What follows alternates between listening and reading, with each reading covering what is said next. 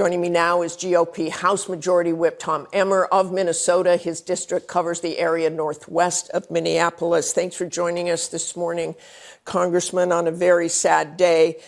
Give us an update on the wounded, if you can, this morning.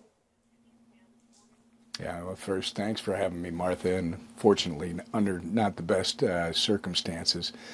Our hearts are broken, and our prayers are with the families, the two families that lost their children. As you know, there were 20 that were injured. 18 of them are still being treated. 15 children and 3 adults. And according to the folks in Minneapolis, all are expected to survive. I think Chief O'Hara, the Minneapolis police chief, told us yesterday that all the victims are expected to survive. But Martha, just because they survive, the trauma that all of these kids, the families that lost their 2 children, all the kids and the adults that were injured, and every one of them that was at that mass and frankly, the community is going to be dealing with this for a long time. They certainly will. And I've talked to so many victims from the past, and that will stay with them forever. I do want to talk to you about the investigation itself. They've found mounds of writings from the shooter. Have the police been able to talk to the parents and find out whether they were alerted to mental health problems, whether they tried to have anybody intervene in the past? Well, first off, the FBI is investigating this as a domestic terrorism, an act of domestic terrorism, and a hate crime against Catholics. A lot of people don't know that the day before this shooting, there was another shooting in Minneapolis where 6 people were, actually 5 were injured and 1 was killed. And that took place right behind Cristo Rey Jesuit High School. Look, this young man was seriously mentally disabled, deranged. Somebody had to know. We understand that the FBI has talked to his mother, but we'll wait for the investigation for the FBI and local authorities to actually release information when it's fully formed. But somebody had to know, Martha. You're right. There are reams of writings, and clearly this young man was crying out for help. Why was no one hearing him? Why was no one listening? It really is a tragedy, and that's the part that we need to know is why wasn't this identified? Why wasn't this young man, didn't somebody love him enough to try and help him before he became such a danger to his community and to himself? Congressman, I know in the past people have tried to get help for their children, for their adult children in the mental health area. What can you really do to stop someone if they have mental health issues? And what should you do? What would you like to see going forward? Well, this is an area that I've actually worked on in Congress, Martha. The mental health crisis in this country is one of the main problems that we are faced with today. Exacerbated by the pandemic, exacerbated by the internet and all the rest, and we've got to figure out how to deal with it. But people do have options. The key is that when you identify someone, maybe it's in your family, maybe it's a friend, maybe it's in your neighborhood, your support group, whatever your network is, you can report that to the appropriate authorities, your concern. It's not trying to tattle on someone. It's literally trying to help them. This person may need some help. And we've got another thing in this state, Martha, which I don't understand.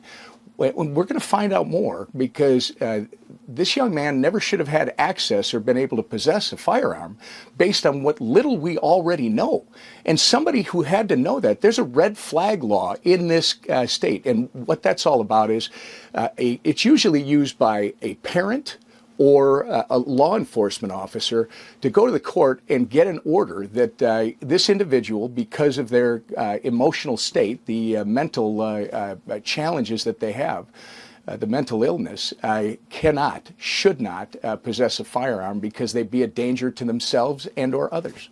And Congressman, in the short term, or maybe the long term, Should law enforcement increase its presence at schools and places of worship? I know the governor has deployed them now. Yeah, well, thanks a lot, Governor.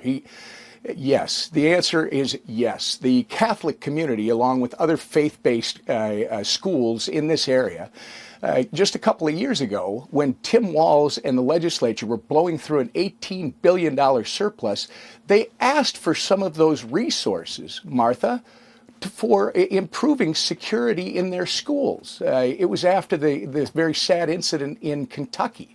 What did Tim Walz do? Absolutely nothing. So yes, it's going to be very important that these schools have the resources. The other thing that you have to look at, Minneapolis, because of these crazy policies that the governor, the young mayor, the progressive, if that's what you want to call her, county attorney, the Minneapolis School Board back in 2020 said they voted out having a Minneapolis policeman as a resource officer on the school property. I think we've got to go back and rethink these things.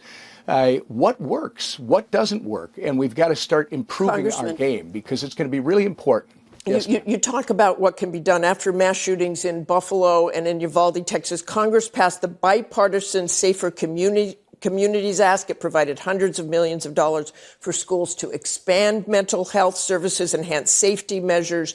You did not vote for that bill. Why? I don't remember the reasons that I didn't vote for that bill. I got to tell you, we did a lot for Uvalde, but you can't replace those children, Martha. You can't. And you can't help that community. We're talking about getting on the front end, Martha. We're talking about we need to have the resources. This bill sounds like it might have done that. We need to get to the root cause. Martha, that would have done that. That would have identified this young man's mental health condition. That would have actually identified him as a danger to himself and the community before this ever happened. No, that's the part that we've got to identify. We've got to figure out, why did this poor young man who was so mentally disturbed, why, when he was crying out for help in public, in the public square, where were his friends, his family, his support group? Why didn't someone? We've got to get to the bottom of this, Martha, because this is the problem. We're always coming at it at the back end. We're not talking about where the problem starts and how we deal with it as the problem is growing. Okay. This problem has been here for a long time. Nobody notified anyone. And this young man was allowed. I mean, our acting U.S. attorney, Martha, has said that this young man hated all groups with the exception of mass murderers and school shooters. If you knew that long ago, why weren't we dealing with the problem on the front end? Thank you so much for joining us this morning, Congressman. We all hope this can be solved.